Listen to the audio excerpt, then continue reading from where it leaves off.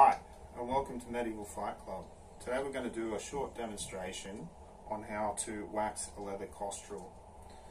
So basically what you need to do first is heat up some wax in an old pot or a mug like I've got here, and we're basically just going to get it really liquid and pour it straight into the costrel.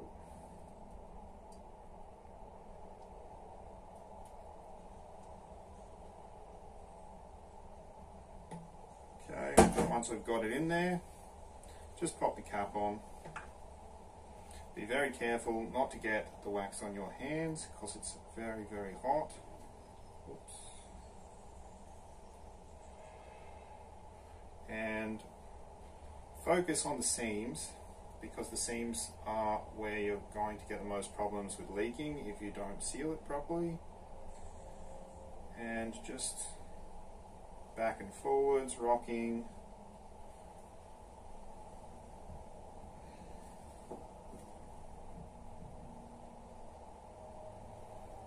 That should already be plenty.